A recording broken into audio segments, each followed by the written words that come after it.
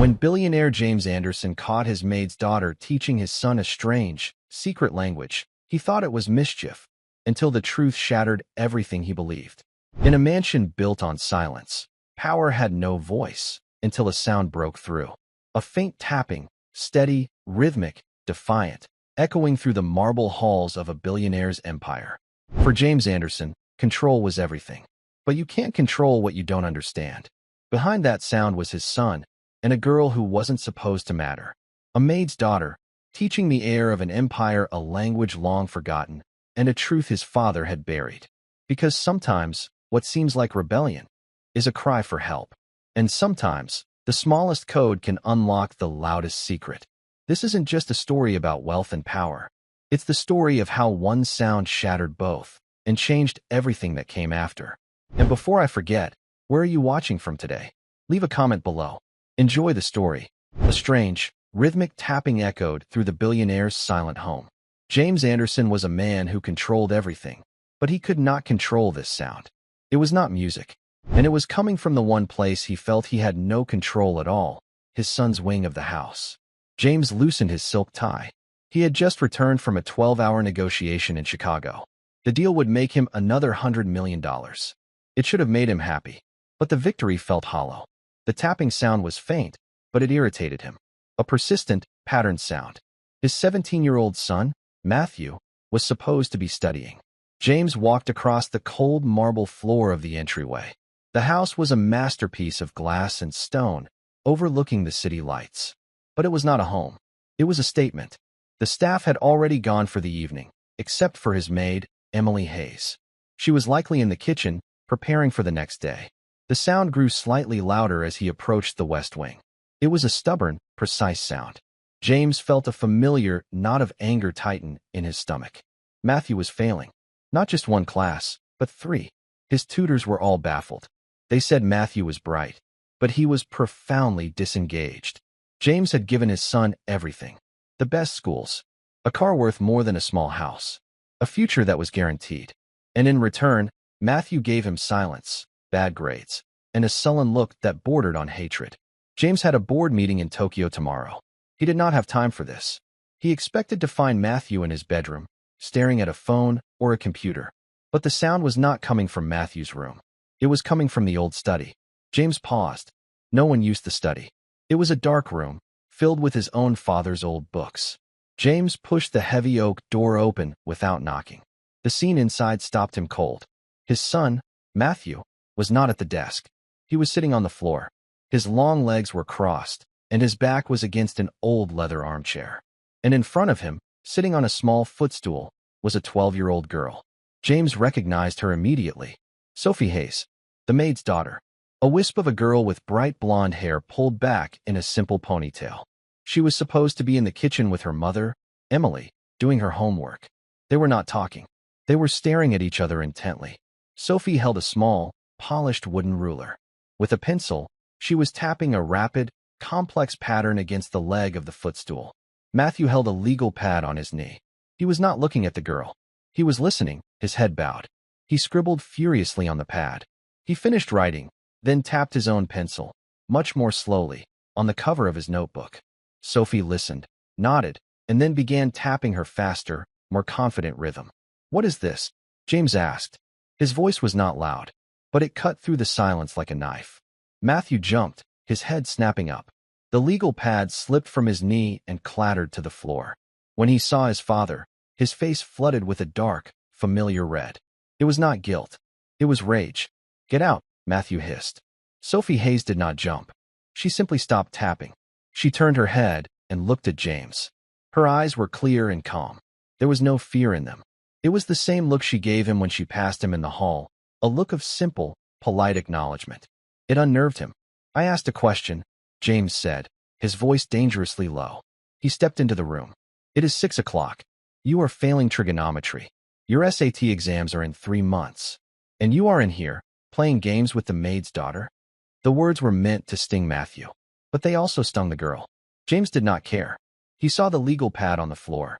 He gestured to it. "It's not a game," Matthew said, scrambling to his feet. He was tall, like his father, but he slouched. He always slouched. as if the weight of his own life was too much to carry. Then what is it? James challenged. A new way to waste your time? You've already mastered all the old ones. It's none of your business. Matthew shouted. When your grades are so low that Northwood Prep calls me personally, James said, stepping closer. Everything you do is my business. You are an Anderson. You will not embarrass me. It's not embarrassing. Matthew gestured wildly at the girl, who still sat quietly on the stool. It's Morse code. James stared. Morse code? Like in old war movies? That's what you're doing. It's a language, Dad. Not just sounds. It's a dead language. It is useless, James said flatly. He looked past his son to the girl. She was watching him, her hands folded in her lap. And you, he said to Sophie, you should be with your mother. Not distracting my son. I'm not distracting him, Sophie said. Her voice was soft, but clear. It did not tremble. I am teaching him. James almost laughed. The absurdity was overwhelming. Teaching him? A 12-year-old girl is teaching him? What could you possibly teach him that his $500 an hour tutors cannot? She's teaching me something that matters. Matthew shouted, stepping between his father and the girl. Which is more than you ever did. You just throw money at me and expect me to be you. I expect you to be a success. James retorted. Not a failure who plays secret games in the dark. The two of them stood inches apart. The father, a fortress of power and tailored suits. The son, a collapsing frame of expensive clothes and raw anger. I hate you, Matthew whispered. The words were quiet, but they hit James harder than any shout. Matthew shoved past him, slamming his shoulder into James's chest. He ran out of the room. James heard his heavy footsteps pounding down the hall, followed by the slam of his bedroom door. The study was silent again, except for the hum of the air conditioning. James was left alone with the maid's daughter. He was shaking, not just from anger, but from the word hate. He looked at the girl. She had not moved. She was the calm center of the storm. What did you do to him? James asked, his voice low. He felt a sudden, sharp suspicion. What was this about? Was the girl's mother, Emily, behind this? Was this some play for money? I didn't do anything, Mr. Anderson, Sophie said. She stood up from the stool. She was small for her age. He has changed, James said, thinking aloud. He is worse than ever. He is failing. He is defiant. And now he is learning this nonsense from you. It isn't nonsense, Sophie replied. What is it then? James bent down and picked up the legal pad from the floor. He looked at the page. It was covered in neat columns. On one side, letters of the alphabet. On the other, patterns of dots and dashes. Below that, Matthew had been practicing, writing out words and their corresponding code. James saw the last line Matthew had written. Do not forget. James read aloud, his voice sharp with suspicion. What is this? What are you planning? We are not planning anything, sir, Sophie said calmly. Then why this? Why Morse code? The girl looked at the pencil and ruler in her hand, then back at James. My great-grandfather was a soldier, she said quietly. A legendary war veteran. He said this code saved his life. He said most people look, but they don't see. Most people listen, but they don't hear. She looked James directly in the eye. He said you have to listen for the things hidden under the noise. James felt a strange chill. Her words echoed the things his own father used to say. But this was a child of his maid. He was a billionaire who commanded boardrooms. He would not be lectured by a 12-year-old. You are done teaching my son, James said. The words were final. You will go to the kitchen. You will tell your mother that if I ever find you alone with Matthew again, she will be fired. Do you understand me? Sophie's calm expression finally broke. A flicker of fear crossed her face. Not for herself. For her mother. She nodded.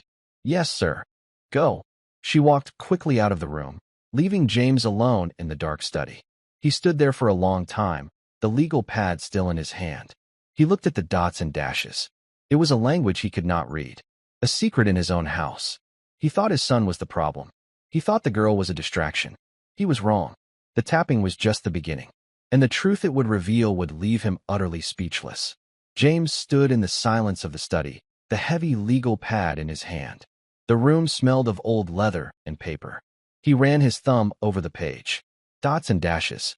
A language he did not understand, being taught in his own home, under his own roof. He was a man who understood markets. He understood leverage, risk, and return on investment. He could look at a spreadsheet and see the future of a company. He looked at this page and saw nothing but a jumble of marks. Do not forget. It felt like a threat, or a warning. He looked around the room. His father had spent his last years in this study. James rarely entered. His father, William Anderson, had been a different kind of man. He had built the original company, yes, but he had been softer. He had served in the military. He had read books on philosophy and history. James had always seen this as a weakness, a lack of focus. James had tripled the company's value by being focused. He had no time for old books or dead languages. He said you have to listen for the things hidden under the noise. The girl's words were bold. They were not the words of a servant's child. They were the words of someone who believed she knew something he did not. He felt the anger return, cold and sharp. He had been dismissed by his son and lectured by a 12-year-old. He tore the sheet of paper from the legal pad, folded it, and put it in the pocket of his suit jacket. Then he walked to the kitchen. The kitchen was on the other side of the mansion. It was a vast, stainless steel room, professional and clean. Emily Hayes was standing at the large central island, wiping down a marble countertop. She was a woman in her late 30s, with the same blonde hair as her daughter, though hers was tied in a tight bun. She was plain, efficient, and almost invisible. James had employed her for 3 years. He realized he had probably never spoken more than 10 words to her at a time. Emily, he said. She stopped wiping. She turned to him, her hands clasped in front of her. Mr. Anderson, do you need something, sir? Your daughter, Sophie. She was in the study with my son. Emily's face did not change, but James saw her hands tighten. A mother's reflex. Sir, she was supposed to be here with you. She finishes her homework, sir. I let her read in the library. She's very quiet. She was not reading, James said. He walked closer. He wanted to see if she was lying. She was with Matthew. They were engaged in some kind of secret game. Emily's brow furrowed. A game, sir? I don't think Sophie plays many games. They were using a code. Morse code. Your daughter was teaching him. At this, Emily's expression shifted. It was not guilt. It was recognition, and something like dread. Ah, she said, her voice dropping. That. So you knew? James said. It was an accusation. I knew she practices it, sir. It was her great-grandfather's. She trailed off, looking down at the counter. Her great-grandfather was a war veteran. She told me. James's voice was impatient. What does that have to do with my son?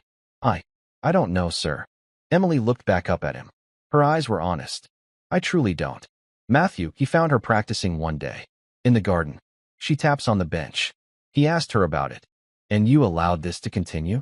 Mr. Anderson, Emily said, and her voice was steady, though very quiet. Your son? He's a lonely boy. My daughter is a quiet girl. I thought they were just talking.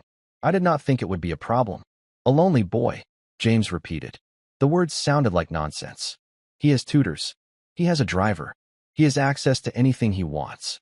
He doesn't have any friends, sir, Emily said simply. The statement hung in the air. It was a fact. James knew it. The boys Matthew knew were sons of other men like James. They were competitors, not friends. That is not the point, James said, recovering. The point is, my son is failing in school. He is defiant. And I find him learning a useless code from your daughter. It is a distraction. It will stop. Emily nodded, her face pale. Yes, sir. I told Sophie that if I find her alone with him again, you will be dismissed. I am telling you the same thing. He watched her absorb the threat. He saw the slight tremor in her hands. She was a single mother. She needed this job. He knew it, and she knew he knew it. This was leverage. This was a language he understood. I understand, Mr. Anderson. It will not happen again, she said. Good. He turned to leave. Sir. He stopped and looked back. It isn't useless, Emily said. She was looking at the floor. The code. It isn't useless. It is to me. And it is to my son's future. My grandfather, Sophie's great-grandfather. He was a prisoner of war. For 2 years. He was in a cell, alone. The man in the next cell, he was an officer. They never saw each other. But they used the code. They tapped on the wall. Just dots and dashes. James was silent. It's how they stayed alive, Emily said, her voice thick with an old, inherited pain. It's how they told each other to be strong. It's how they knew they were not alone. To my family, it is not a game. It is a promise. That you can be in the darkest place, and you can still find a way to speak. And someone will hear you. James looked at the woman. She had never spoken this much to him in 3 years. He had wanted to intimidate her. He had succeeded. But she had also, in her quiet way, shamed him. He left the kitchen without another word. He walked past the grand staircase and down the hall toward his own office. He heard a door close. He glanced back. Sophie was walking out of a small pantry, holding a cloth. She must have been inside, listening to the entire conversation. She looked at him. He expected to see tears or anger. He saw nothing but that same, unnerving, quiet gaze. She knew her mother's job was on the line. She knew he was the one holding the blade. And she just looked at him, as if he were a puzzle she was trying to solve. Then she walked over to her mother in the kitchen. James went into his office and shut the door. He sat at his desk, a single, massive piece of polished obsidian. His flight to Tokyo was in 8 hours. He had a video call with the board in 20 minutes. He opened his laptop. He saw the quarterly projections.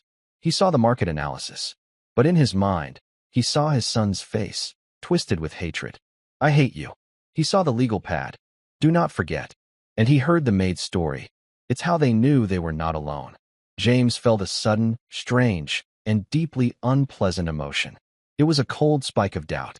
He looked at the bookshelf across the room. It was filled with his own books.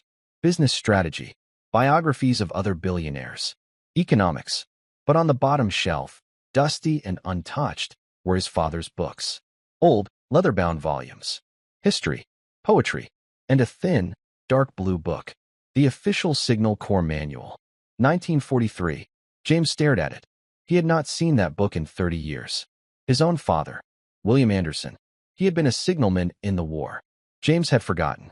He had actively, purposefully, forgotten. He canceled his board meeting. He told his pilot to delay the flight to Tokyo. He walked to the bookshelf, pulled the dusty book from the shelf, and sat back down at his desk. He opened it. The first page was a chart. A dash, B dash dot dot dot, C dash dot dash dot. He pulled the folded paper from his pocket.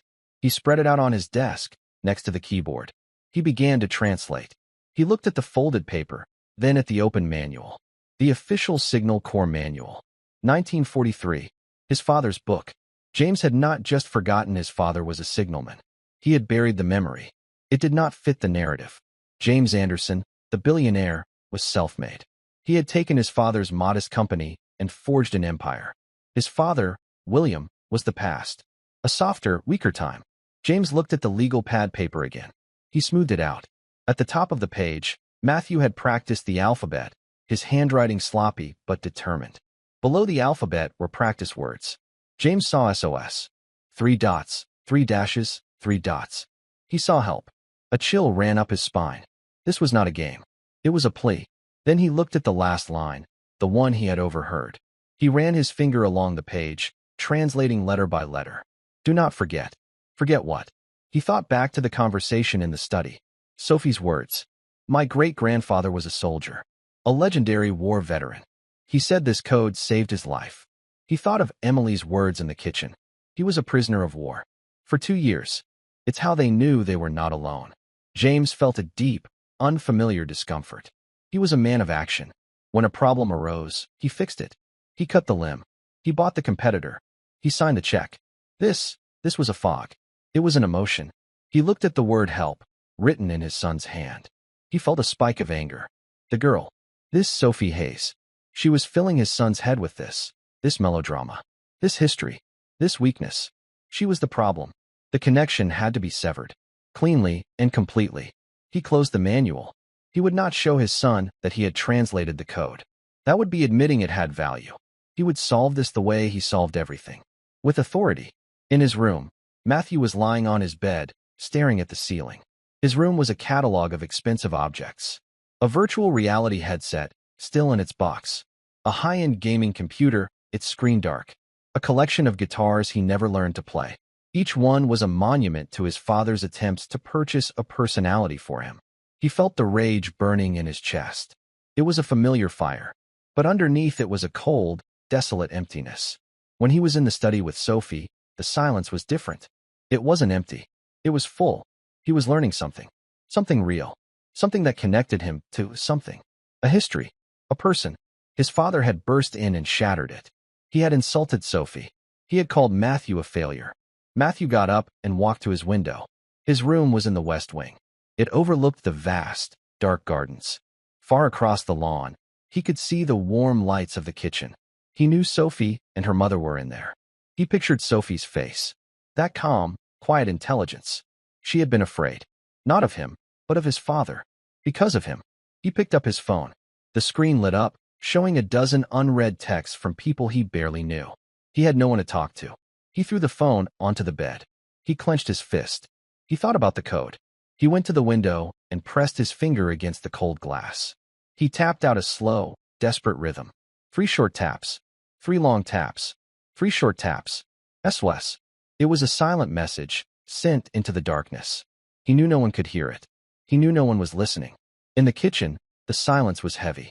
Sophie was sweeping the floor, her small hands tied on the broom. Emily was polishing a set of silver goblets, her movements quick and angry. The metal clinked against the marble counter. "You heard him," Emily said. Her back was to her daughter. "Yes, Mama. You will not go near Matthew again. You will stay in this kitchen, or you will stay in our apartment above the garage. Nowhere else. Do you understand me?" "He'll fire you," Sophie said. It was not a question. It was a fact. "He will," Emily said, stopping her work. "And we have nowhere to go. This job, this is everything, Sophie. This is your school. This is our home." "It's not fair," Sophie said, her voice small. "Matthew, he just wanted to learn. He's sad. Fair doesn't matter to men like Mr. Anderson," Emily said bitterly. "Power matters. He has it. We do not. We are the help, Sophie. You must never forget that. Great-grandpa was just help, wasn't he?" Sophie asked, leaning on the broom. "He was just a private. But he was smarter than the officers. He knew the code. And he ended up a prisoner of war." Emily snapped, turning around. Her face was harsh. "He survived, yes. But he came back broken. This is not a storybook, Sophie. This is our life. You will obey Mr. Anderson." "He wasn't broken," Sophie whispered after her mother had turned back to the silver. "He was just quiet." James left his office. He felt resolved. He had a new plan. He would reassert control. He walked down the hall to Matthew's room. He did not knock. He pushed the door open. Matthew was still standing by the window. He turned, his face a mask of hostility. "What do you want now?" "We are going to fix this," James said. His voice was the one he used in the boardroom. Decisive. Final. "Fix what?" "Fix me." Matthew laughed, a short, harsh sound. "You've been trying to fix me for 17 years. Your grades. Your attitude. This, melancholy," James said, waving his hand dismissively. "I am canceling my Tokyo trip." Matthew's head snapped up. He looked genuinely surprised. "What? I am staying here. We are going to find you a new school. A better one." "A new school? I'm halfway through my junior year." "This one clearly isn't working," James said, walking into the room. "I'll call the board at Northwood. We'll find a place. A wilderness program. A boot camp. Something to build character." "A boot camp?" Matthew's voice cracked with disbelief. "You want to send me to a boot camp? Because I was learning Morse code. Because you are failing," James shouted, his composure finally breaking. "Because you look at me with contempt. Because you spend your time with the staff instead of preparing for your future. You are an Anderson. You will start acting like one." "And what is that?" Matthew challenged, stepping closer. He was almost as tall as his father now. "A cold, empty man who buys and sells everything? A man who threatens a single mother over nothing." James froze. "What did you say?" "I heard," Matthew said, his voice dropping to a low, shaking rumble. "I want to find Sophie. To apologize for you. I heard you in the kitchen. You threatened to fire Emily." James's face hardened. "That is a private matter between me and my employee." "No, that's because of me." Matthew shoved his father's shoulder. "You bully everyone, don't you? You bully your board, you bully your staff, and you bully me. And now you're bullying a 12-year-old girl." "That girl," James said, pointing a finger, "is a distraction. I have forbidden her from seeing you. Her mother understands the situation." "You didn't forbid her," Matthew said, his voice shaking with rage. "You threatened her. You threatened their home. I did what was necessary." "You're a coward," Matthew whispered. James slapped him. The sound echoed in the huge, sterile room. It was sharp and final. Matthew did not cry out. He did not flinch. He just stood there, touching his cheek. A red mark was already rising on his pale skin. He looked at his father. The anger in his eyes was gone. It had been replaced by something worse. A cold, dead certainty. "You will never, ever understand," Matthew said quietly. He walked past his father, out of the room. "Matthew, where are you going?" James yelled, moving after him. Matthew didn't answer. He ran down the hall, taking the grand staircase 2 steps at a time. "Matthew, stop. The gates are locked," James bellowed, following him. James reached the massive front door. It was standing open. He looked out into the night. He saw Matthew disappear around the side of the house, heading for the service path that led to the gardens and the garage. James stopped in the doorway. He was breathing hard. His hand was stinging. He had just hit his son. He hadn't done that since Matthew was a small child. He looked at his hand. The hand that signed billion-dollar deals. The hand that crushed competitors. He had lost. In his own home, he had lost all control. The night was cold. He heard the wind in the trees. And then he heard another sound. A faint, rhythmic tapping. It was not a pencil. It was metal on metal. It was coming from the direction of the garage. James felt a cold dread. He ran out the door, across the lawn, into the night. James ran, his expensive leather shoes sinking slightly into the soft, perfectly manicured grass. The night air was cold. It cut at his face. He felt the sting of his own hand, the echo of the slap. He felt the blood pounding in his temples. He was a man who solved problems. He was running toward a problem, and he would solve it with fire. The sound got louder as he neared the large, detached garage. It was a structure that looked more like a modern art gallery than a place to park cars. Above it was a modest 2-bedroom apartment for the senior staff. For Emily and her daughter. The tapping was sharp. Clack, clack, clack, clack. It was metal on metal. James rounded the corner of the building. And he saw him. Matthew was not in the garage. He was standing on the gravel path beside it. He had picked up a small, heavy wrench from a nearby gardening cart. He was standing directly below the apartment window, reaching up and tapping the code onto the metal drain pipe that ran up the side of the wall. He was communicating with the girl, directly defying him. "Matthew!" James roared. His voice echoed off the stone wall. Matthew stopped tapping. He turned, his face pale in the light from the house. He held the wrench in his hand, gripping it like a weapon. "Go away," Matthew said. His voice was low and shaking. "You put that down. You are coming back to the house. Right now." James advanced on him. "No, I am not going to tell you again, Matthew. This ends now. You are done with this fantasy. You are done with that girl." A light flicked on in the apartment above them. A window slid open. "Matthew!" Sophie's small voice called down. She leaned out the window, her blonde hair catching the light. She looked small and frightened. "Sophie, go inside. Lock your door." Matthew shouted up at her. "Sophie, get your mother," James commanded. The girl disappeared from the window. "You see what you've done?" James said, jabbing a finger at his son. "You've brought this chaos into my home. You've dragged these people into it." "I brought this." Matthew laughed, a truly broken sound. "You did this. You couldn't stand it. You couldn't stand that I had one thing. One single thing in my life that wasn't from you. One thing that mattered." "Mattered?" "A child's game." "It's not a game," Matthew screamed, his voice cracking. It's about not being alone. Something you would never understand." He was echoing the maid's words. James felt a flash of pure rage. This was an infection. The girl and her mother, they had infected his son with these weak, sentimental ideas. The side door to the garage opened. Emily Hayes ran out, pulling a cardigan around her. She was in her pajamas. Her face was creased with sleep and panic. "Mr. Anderson." "Sir, please. What's happening?" she cried, looking from James to Matthew. "Matthew, what are you doing with that wrench?" "He's defying me, Emily," James said, his voice dropping to a dangerous, cold level. "He is out here, in the middle of the night, communicating with your daughter, after I explicitly forbade it." I didn't know, sir. I was asleep." Emily wrung her hands. Sophie, come down here." Sophie appeared at the door behind her mother. She was wearing a simple white nightgown.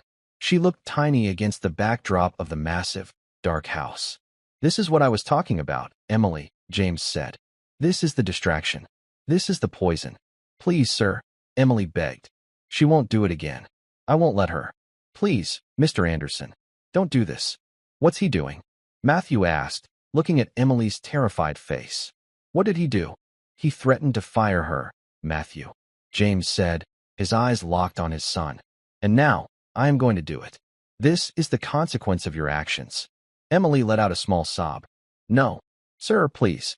I have nowhere. I have a child. You should have thought of that before you allowed your daughter to disrupt my family, James said. She didn't disrupt anything. Matthew shouted. He threw the wrench onto the gravel. It landed with a loud, metallic crunch. I did. I asked her. I begged her to teach me. She's smarter than all your stupid tutors. She's better than any of them. She's better than you. Matthew walked over and stood next to Emily and Sophie, facing his father. He was a boy, but in that moment, he looked like a man, shielding them. They are more of a family to me than you have ever been, Matthew said. The words were quiet, but they cut through the cold night air. That was it. That was the final betrayal. James looked at his son, standing there defending the maid and her child. He looked at the three of them, a strange, defiant little family, united against him. He had lost his son. The thought didn't make him sad. It made him furious. Emily, James said. His voice was flat, devoid of all emotion. You are fired. You and your daughter will be off this property by 9 o'clock tomorrow morning. I will have security escort you out. Mr. Anderson. God. No, please. Emily was openly crying now, her hand over her mouth. Matthew took a step forward. Dad. No. You can't. This is my fault. Punish me. Send me to the boot camp. I'll go. I'll go right now. Just don't do this to them. It is already done, James said. He looked at his son's desperate, pleading face. For the first time, Matthew was bargaining. He was offering surrender, and it only made James feel more powerful. He had found the leverage, at last. No, James said again. You will learn. You will both learn. Actions have consequences. He looked past his son and his crying maid. He looked at the girl. Sophie Hayes was not crying. She was standing perfectly still, her small, pale face a mask. She was just watching him. Her eyes were clear and steady. They were not filled with fear. They were filled with something else. It looked like pity. That look, from her, was the final insult. No example, James said. He turned and walked back toward the house, his back straight, his footsteps even on the gravel path. He left the sound of Emily's sobbing behind him. He left his son, standing alone in the darkness. He went into his office and locked the door. He sat at his obsidian desk. He felt a grim, hollow victory. He had won. He had broken the alliance. He had re-established control. He waited for the sun to rise. At dawn, James was still at his desk. He had not slept. He had been staring at the profit and loss statements on his screen, but he had not seen them. He kept seeing the girl's face. That look of pity. He heard the sound of a car engine. Not one of his. It was an old engine, rattling and weak. He stood and walked to the window. A 20-year-old sedan was parked by the service entrance. It was Emily's car.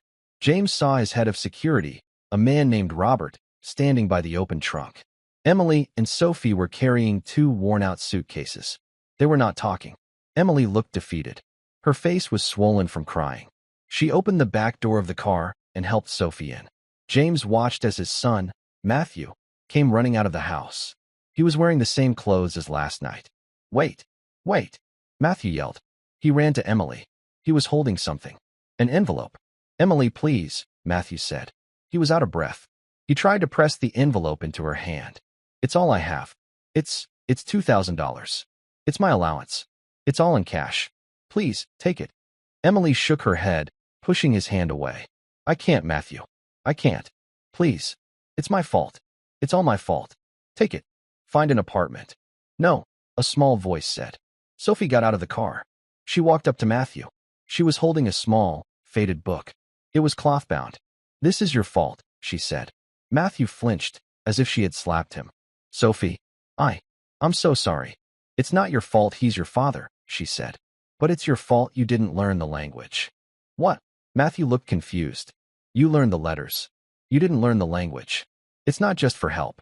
It's for truth. She held out the book. This was my great-grandfather's. It's his journal. From the prison camp. Sophie, I can't take that, Matthew whispered. You have to, she said. Page 54. My great-grandfather. He wasn't the only one in his family who knew the code. His captain knew it, too. The captain was a young man from a rich family. He didn't have to be there, but he was. He was captured with his men. James watched from his window, a strange, cold feeling gripping his chest. The captain got sick, Sophie said, her voice clear in the morning air. He told my great-grandfather a secret, using the code. A message for his wife. But he died before he could get home. My great-grandfather, he tried to find the wife after the war. But she was gone. He said the message was a burden. A promise he couldn't keep. She pushed the book into Matthew's hands. What was the message? Matthew asked. It's on page 54, Sophie said. It's not that hard to translate, if you're not a coward. She looked up, past Matthew, past the security guard, and straight at the window of James's office. She knew he was there. She had known all along. She was looking right at him. Goodbye, Matthew, she said. She got back in the car. Emily gave Matthew one last, sad look and got into the driver's seat. The car started, sputtered, and then slowly rolled down the long driveway. Matthew just stood there, holding the book. James watched until the car was gone. He looked at his son, a lone figure on the massive, empty driveway. He was filled with a sudden, terrible feeling. A legendary war veteran. A young captain from a rich family. A secret message. He said you have to listen for the things hidden under the noise. James turned from the window. He walked to his desk. He pulled open the drawer and took out his father's Signal Corps manual. He unlocked his office door and walked out to find his son. James walked across the gravel. His footsteps were loud in the quiet morning.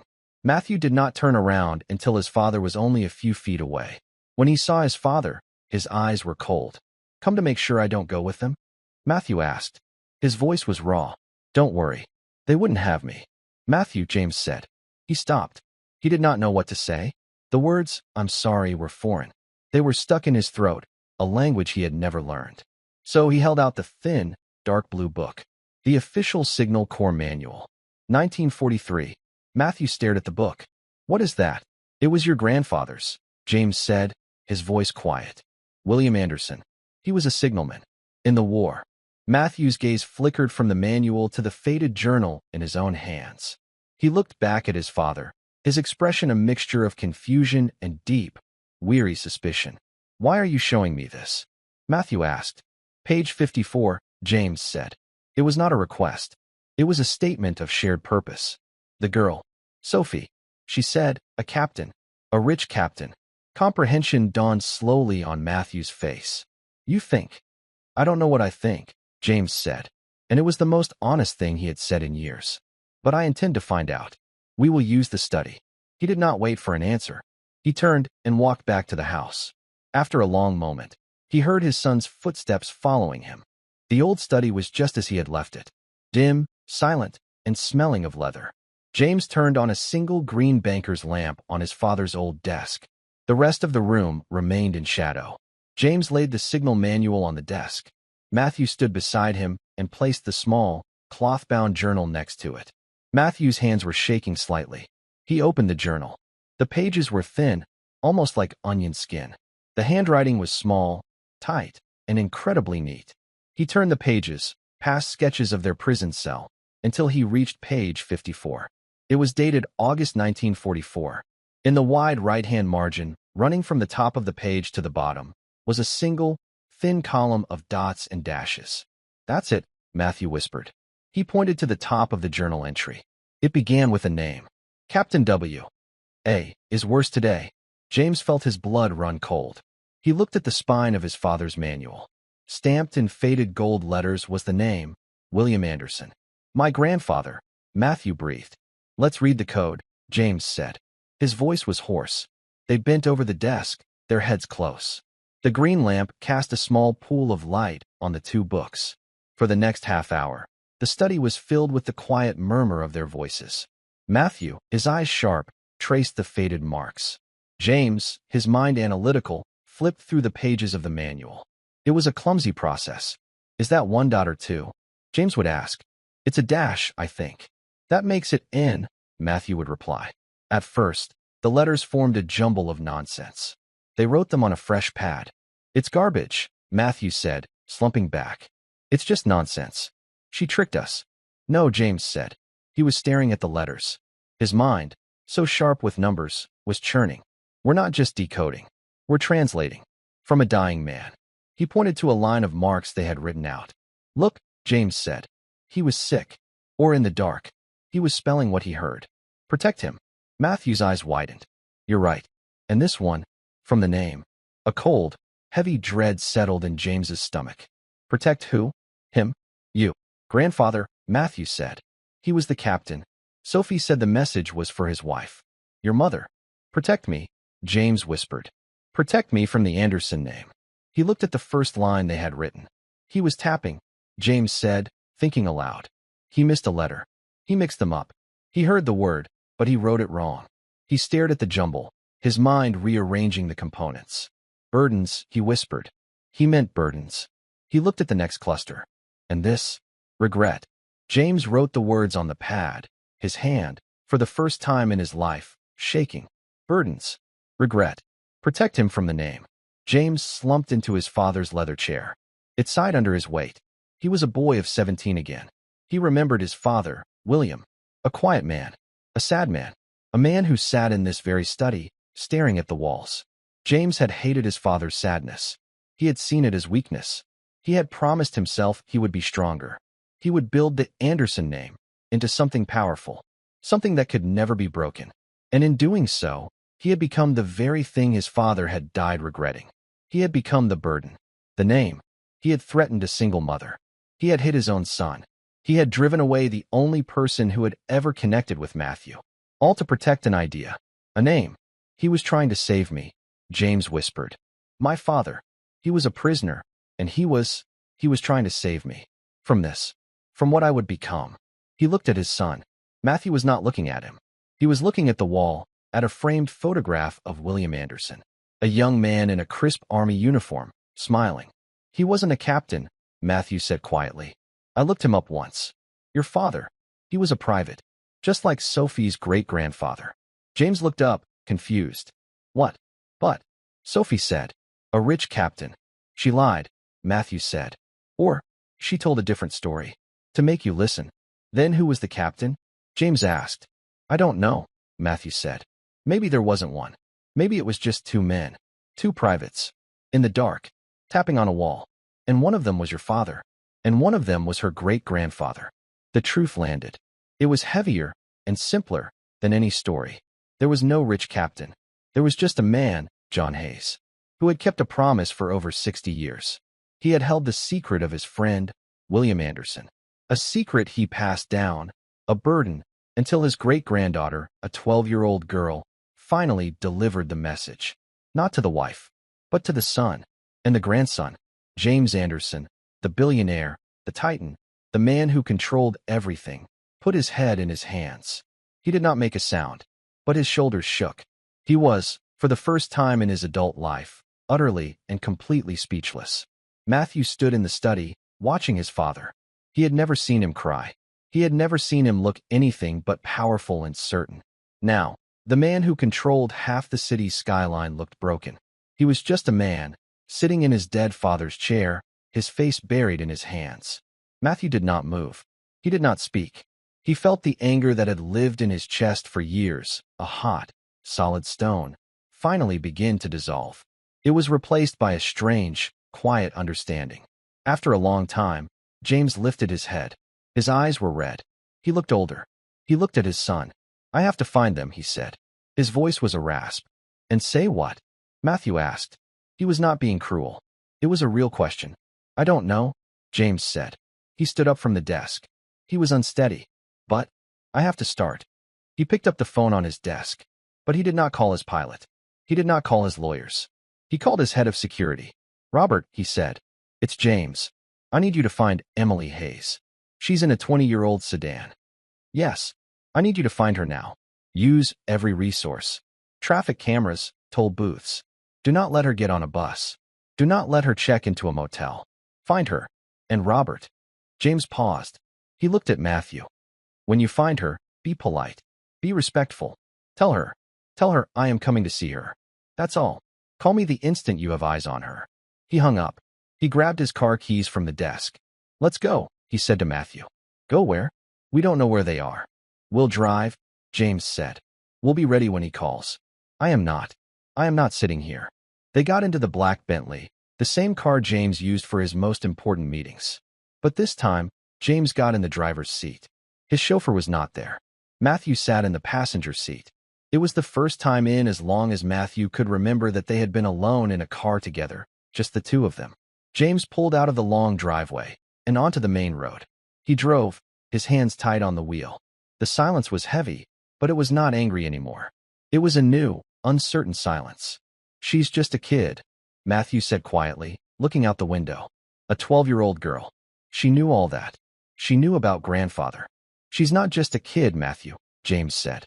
"She's the great-granddaughter of a man who kept a promise for 60 years. She's extraordinary. And I treated her like a problem, a distraction." James's knuckles were white on the steering wheel. "What I did to her mother. And what I did to you." He glanced at his right hand, the hand that had slapped his son. "There is no excuse for that. Ever. He couldn't say the word sorry. Not yet. But he would."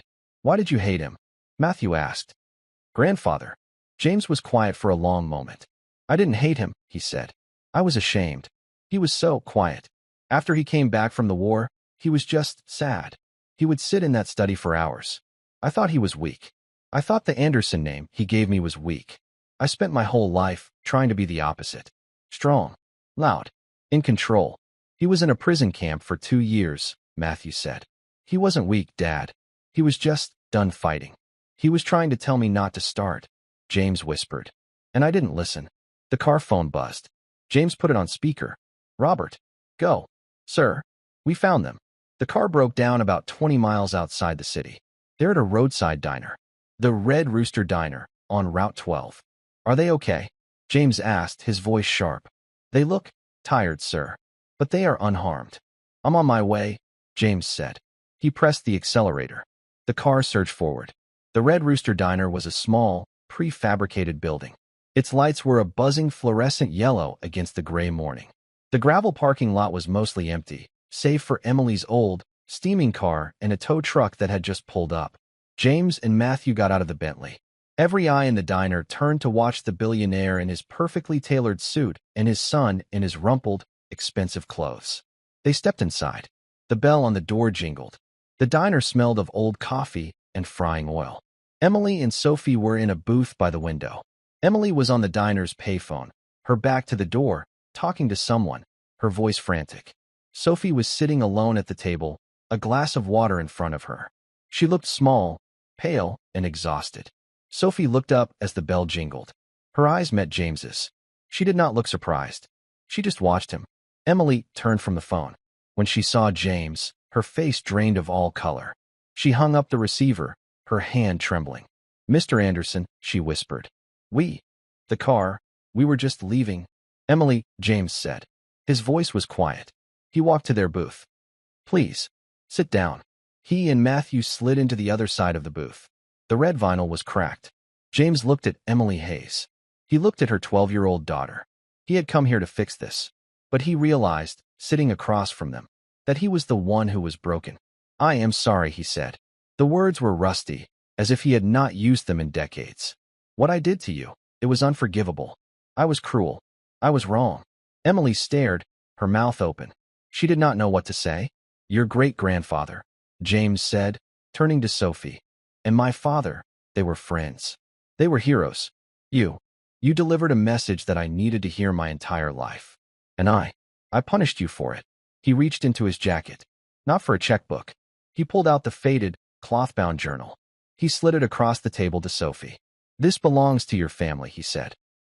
It is the most valuable thing my family owns." Sophie's small hand rested on the book. "Emily," James continued, his voice thick, "I am asking you to please come back. Not as my maid." He looked at his son, then back at her. "My house is not a home. It's a building. It's empty. My son, he needs good people around him. I need good people around me." "Sir, I don't understand," Emily said. "I am establishing a foundation," James said. The words were coming to him as he spoke, but he knew they were right. "In my father's name, and in John Hayes's name, the Hayes Anderson Foundation, to help veterans' families, to fund education for their children." He looked at Emily. "I need someone to run it. Someone with integrity. Someone who understands burdens. I would like that person to be you, Emily, with a new contract, a new salary, and a new home. Not an apartment. A home, wherever you'd like." Emily was crying now, silent tears running down her cheeks. And Sophie, James said, looking at the girl. I have made a call. There is a full scholarship waiting for you at Northwood Prep, the best school in the state, if you want it. Sophie looked at her mother, who was nodding through her tears. Sophie looked at Matthew. He gave her a small, hopeful nod. Finally, Sophie looked at James. That same, steady, unnerving gaze. And Matthew? Sophie asked. What about him? Are you still sending him to boot camp? James looked at his son. He felt the last wall inside him crumble. He reached across the table and put his hand on Matthew's arm. No, James said. Matthew is staying. He has a new tutor. If she'll have him. Sophie watched him for a long beat. Then, for the first time, a small, tiny smile touched the corners of her mouth. He's a slow learner, she said. But I think he's teachable. James let out a breath he felt he had been holding for 30 years. He nodded. Robert is having your car towed. It will be repaired. Or replaced. Whichever you prefer. For now, let's go home. Weeks later, the old study looked different. The heavy curtains were pulled back. The windows were open. Sunlight streamed into the room, illuminating the dust motes dancing in the air. James Anderson stood in the doorway. He was not wearing a suit. He was in a simple sweater. On the floor, in a patch of sun, sat Matthew and Sophie. Between them was an old-fashioned Morse code practice key, which James had found in his father's desk. Matthew was tapping a slow, careful rhythm. Dot dash dot. Dot. Dot dot dash. Sophie listened, then tapped back a much faster, more complex message. Matthew laughed. That's not what I asked. I know, Sophie said. I was correcting your grammar. James watched them. He did not interrupt. He just stood in the doorway and listened to the rhythmic tapping. It was a language he finally understood. It was not a code of war. It was not a secret of billionaires. It was the sound of a connection. The sound of two people, in the light, choosing to listen to each other. The sound of not being alone. He turned and walked quietly down the hall, leaving them in peace. And that's where we'll pause the story for now. I hope it gave you a few minutes to drift away from the noise of the day. Tell me where you were as you listened. Maybe on a porch, with a cup of tea, or unwinding for the night. I read every comment. If you'd like to hear more stories like this, a like and a subscribe help more than you imagine. And if you have feedback, I'd love to hear it. Thanks for spending this time here.